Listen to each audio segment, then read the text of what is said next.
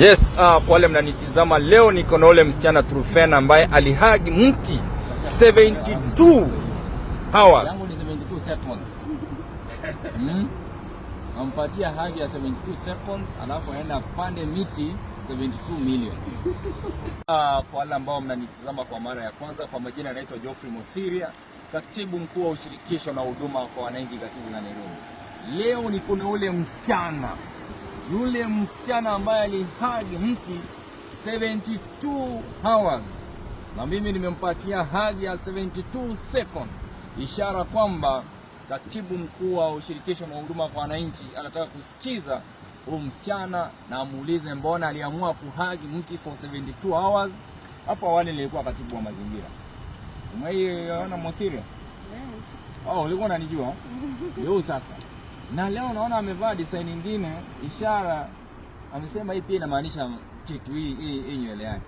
Hebu tueleze wala wanakutizama, why 72 hours? Why 72 hours? I was trying to create awareness about the protection of indigenous trees and honoring the indigenous wisdom. Na mimi ile kitu nitafanya, nitakutafutia 72 trees, indigenous trees upande.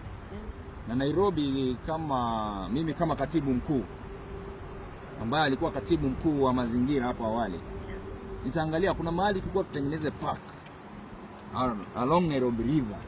Tukuja hapo tupande miti. Mama ni aje? Na pia naomba Mheshimiwa Rais, asante sana Mheshimiwa Rais kwa kumfanya ambassador wa kupanda the 15 billion trees. Lakini ningeomba Mheshimiwa Rais muongeze pia Nairobi River Regeneration Commission pale along Nairobi River, apande miti, alafu apatiwe mahali ya create park, alafu tu rename Trufena Muthoni Park. Kama ni aje? Sawa. Alafu hapo kando yaandikwe Mosiria. Si ndio? Na wale ambao mnatizama, huyu msichana vile alihagi mti 72 hours.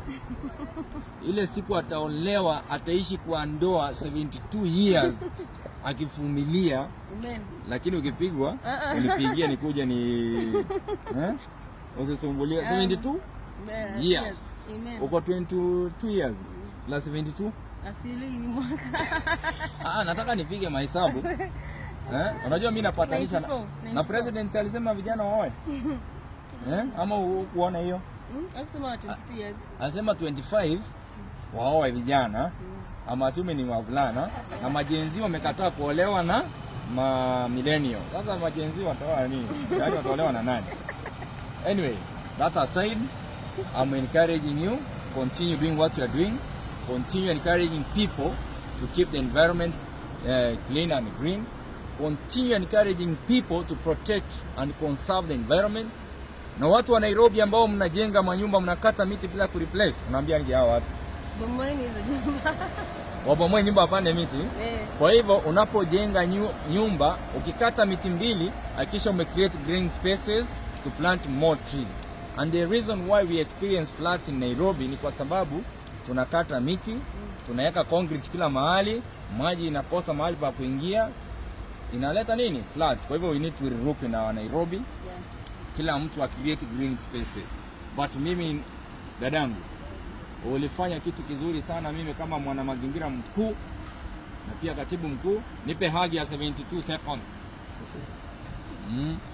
Zimefika ngapi? Unajua hata wakati unaombanga hagi, kama uwezi pewa hii, nimepewa tu kwa sababu alihagi mti. Si hata mimi anihagi 72 seconds. 72 imefika ngapi how many seconds? Imeisha. Imeisha? I'm assuming imeisha. All the best. Thank you. Umepiga picha nzuri.